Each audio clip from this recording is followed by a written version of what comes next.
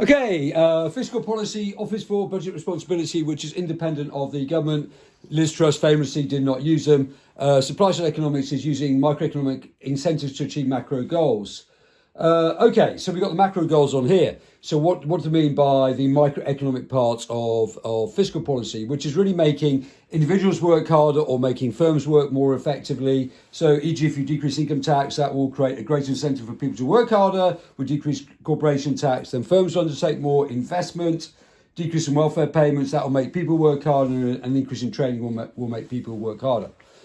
Just remember, therefore, that fiscal policy is demand side and supply side. So we can have intervention supply side economics, and we can also have free market supply side economics. Okay, so how can government spending affect the activity of, can affect the pattern of economic activity? They've been asked before. If you increase tax on fossil fuels and decrease tax on subsidies, that will change the pattern of economic activities.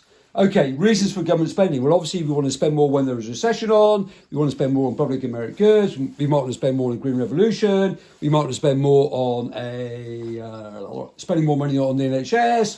And we might want to redistribute income and welfare payments. And remember again that fiscal policy is demand side and supply side.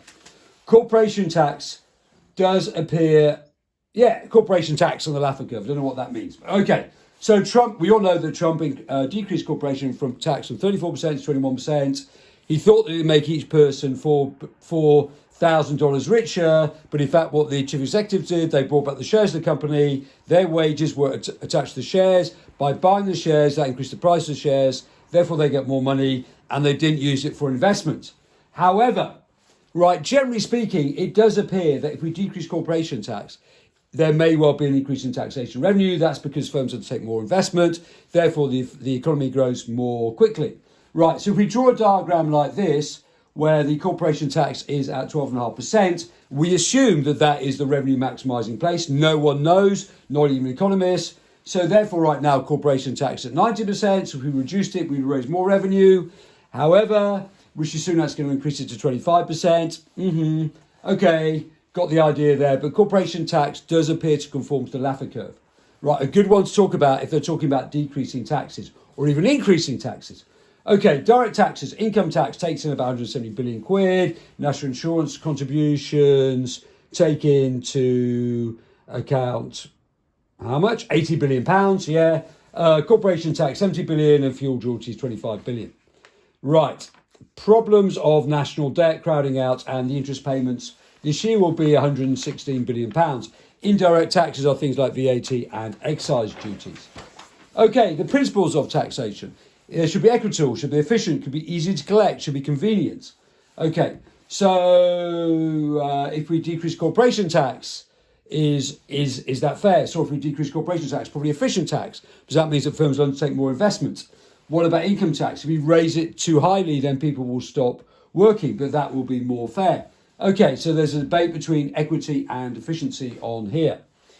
Also, keywords, cyclical budget deficit. If you have a big recession, then we would expect a budget deficit. However, a structural budget deficit, which is what we have in the UK, even when the economy recovers, you still have a budget deficit, and that is probably primarily because of spending on the NHS.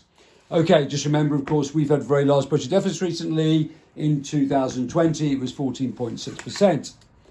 Explain why fiscal policy can be supply side and demand side. Really easy question. We have interventionist supply side. We have free market supply side economics. And obviously, if you decrease taxes or increase G, that is demand side as well. Evaluate whether achieving a budget surplus is a desirable objective of government policy. Remember, if you get a budget surplus, you are taking money out of the economy. That doesn't mean that, therefore, you can immediately... It's not an essay on how can we spend more money into the economy. It's actually, shall we decrease G, okay, or should we increase taxes to have a budget surplus so, therefore, we can pay off the national debt? So your first one, the only time, in my view, that you want to have a budget surplus is if you have a positive output gap and you want to take demand out of the economy, then that's a good idea because obviously that will create demand pull inflation. No, we do not want to have a budget surplus when we got a financial crash or COVID. Obviously, then we want to increase G. The other part that I will definitely be talking about, actually looking at this on here, is the advantages the advantages of having a budget surplus, which is the fact that you pay off your advantages is you pay off your national debt. Okay, that should really be your first paragraph on there. All right. Okay, but obviously during a financial crash, you want to increase G. If there's a crisis in the ancient or the Green Revolution, then maybe you want to spend the money now. Right. And the conclusion is we had austerity between 2011 and 2019 when we actually could borrow money really, really cheaply. Now, therefore, if we spent more money on the NHS or had a Green Revolution during that period of time, then that would have been money well spent and would have set us up well for the future. And it would also have increased our productive potential. Okay, next one on there. Should the government aim for a balanced budget? It's really exactly the same essay again. Right, a balanced budget is all about decreasing national debt. So if we pay off our national debt, we have advantages. There'd be less crowding out, there'd be less interest payments. There would be, our credit rating would go up. We will not need to raise taxes in the future. Right, obviously, at the beginning, we will give them all the latest details on the national debt. We got national debt in just £116 billion per year. Our budget deficit was 14.6% in 2020. However, yes, but we need more investment. Paragraph 2, if we have a negative output gap, it's not a good idea. If we're in a big recession, we want to increase G, because as Keane said, in the long run, we are all dead. Paragraph 3, maybe the UK government needs investment, so maybe we should be spending more money. Should the government worry about budget deficits? Is really exactly the same essay again. Okay, so we've done that one to death.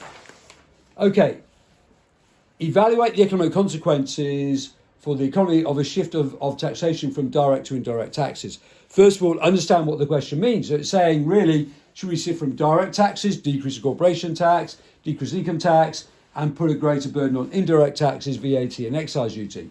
Remember, VAT is regressive. It will also add to inflation and create cost-push inflation. Those are the drawbacks of indirect taxes. Low direct taxes, you go for the Laffer curve, more investment, more entrepreneurship, shift out the underlying trend rate of growth, etc., etc. It may also help to decrease the natural rate of unemployment. It will increase the underlying trend rate of growth. So it really is, we believe in the free market.